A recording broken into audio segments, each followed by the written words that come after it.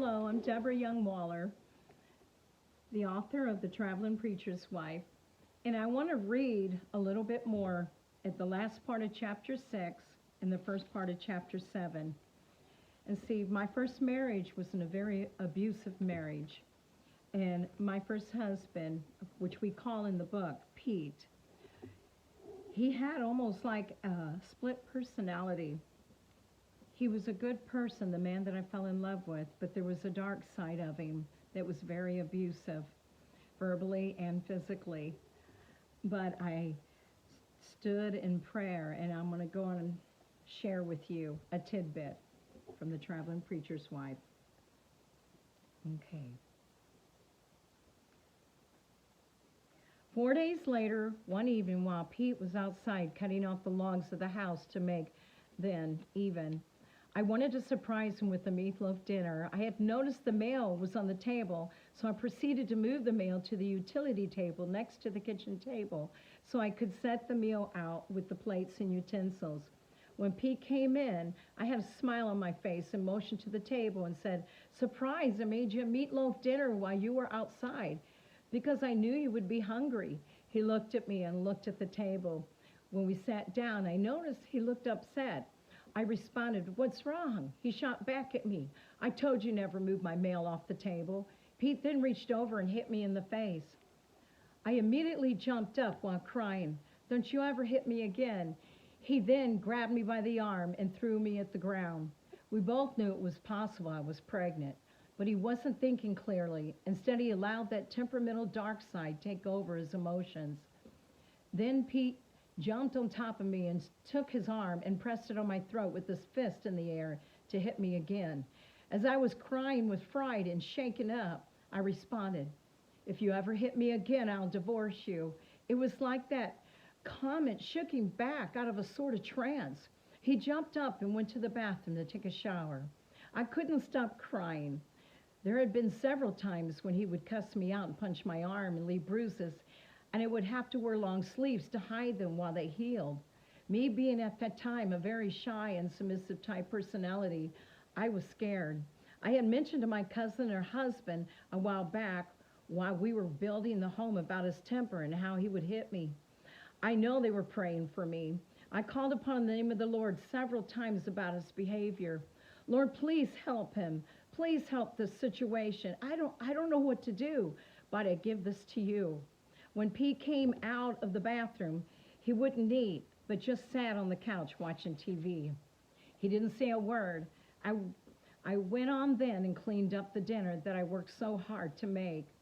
I was the first to say a word. "Pete, what if something would happen to you or even me?" "I will first tell you that I'm sorry for upsetting you.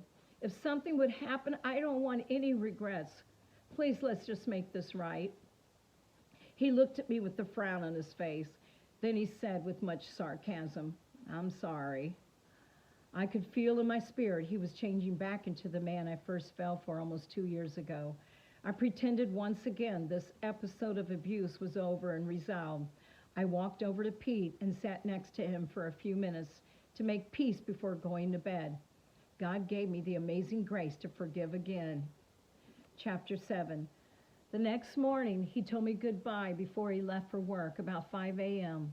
Then I started to go back to sleep because I didn't have to get up until 6 to get ready for my work. All of a sudden, I heard in my spirit to get up and pray for Pete. I knew it had to be the Lord. I slipped out of bed and got on my knees to touch heaven. "Lord," I began to pray, "please forgive Pete for everything that he has done to me. He didn't realize what he was doing. Please, Lord, forgive him." With tears streaming down my face, I had released him from deep in my heart. You see, I really loved him, but I didn't like this crazy temper or the sexual abuse he had put on me as if it was normal.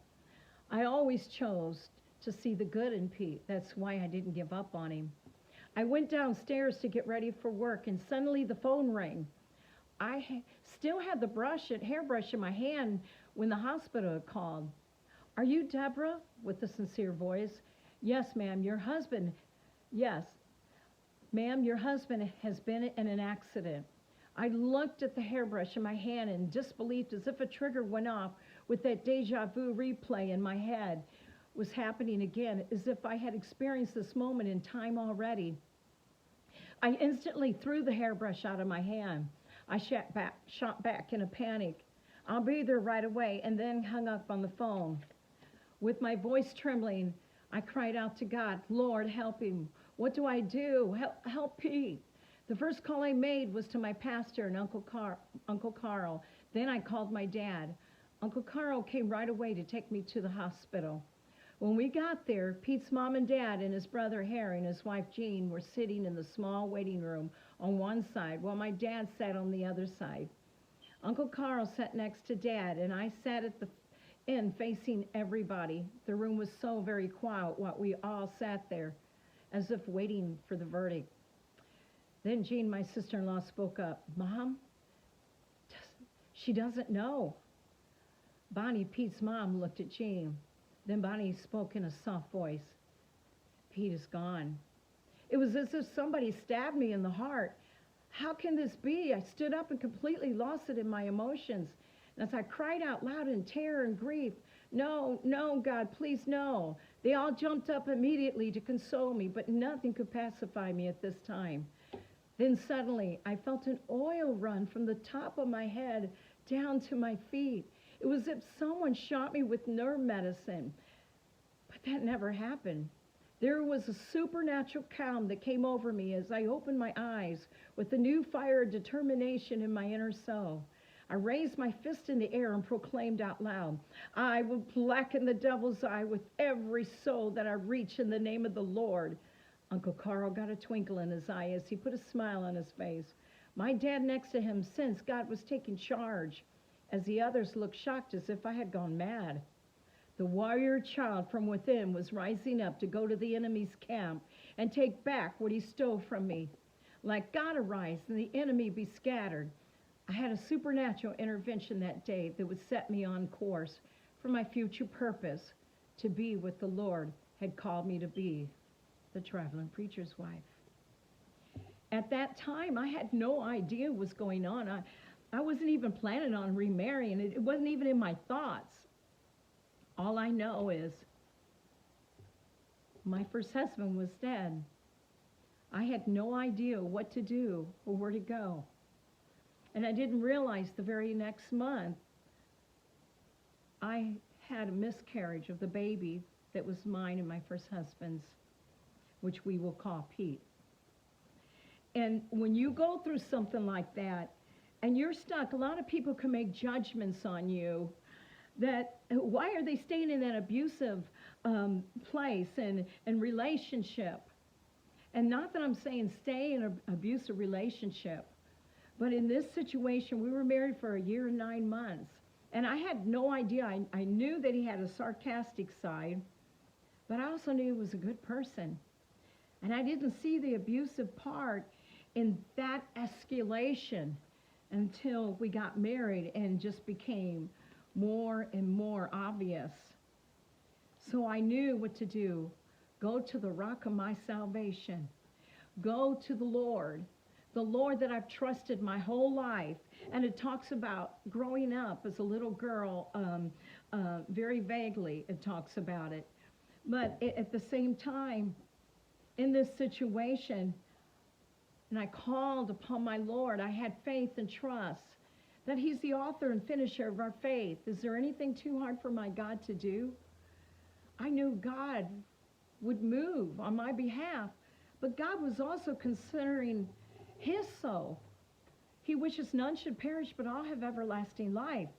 But I chose and felt led to stay in this and see what God was going to do. But I had no idea that when he left that morning that he would be killed in a car accident. But here, we were just so young. He was 29 years old whenever he died. But then whenever you're hit and it seems like your whole world is falling apart, you call upon the name of the Lord that you have trusted through your life and you had leaned on. And you got to realize how much God loves you, that he's not going to let you down. He's not going to let you fall. It said a good man will fall 7 times and rise back up again. A good man's footsteps are ordered of the Lord. Psalms 39, you read about how he made us in our mother's womb. And when you have that relationship with Jesus Christ, you see things in a different way. And then when he was killed, all of a sudden I felt the oil. And I came back to my senses. But then I came back to the mind of Christ and saw things the way he saw them. And then whenever I birthed the warrior child within me, and I doubled my fist, and I said, I'm going to blacken the devil's eye with every soul that I reach for the glory of God. But I couldn't do it without the grace of God. For surely goodness and mercy shall follow me all the days of my life, and I shall dwell in the house of the Lord forever. It was his goodness and his mercy and his amazing grace that carried me through the hardest time in my life. And as I went through as the traveling preacher's wife and all the adventures, I knew I could depend upon my God as the author and finisher of my faith. And God took me on a journey, and he'll take you on the journey. Whatever you're going through right now, my prayer is that you see Christ and him crucified, and you follow the Lord no matter what it looks like. Joseph in the Bible, his brothers sold him, and I've talked about this before, into slavery, a caravan that they sold him to. But in that situation that he was in, God was there with him, and God carried him through the victory. Victory is mine. And the Lord, he proved himself over and over as the author and finisher of my faith. And everything we go through, we got to believe that God gives double recompense. He gives us double for our trouble. But he does exceedingly abundantly more than we can ever ask or think. Get the book. You've got to read it. God bless. Until the next tidbit of The Traveling Preacher's Wife, I'm Debra Young Waller. Bye-bye.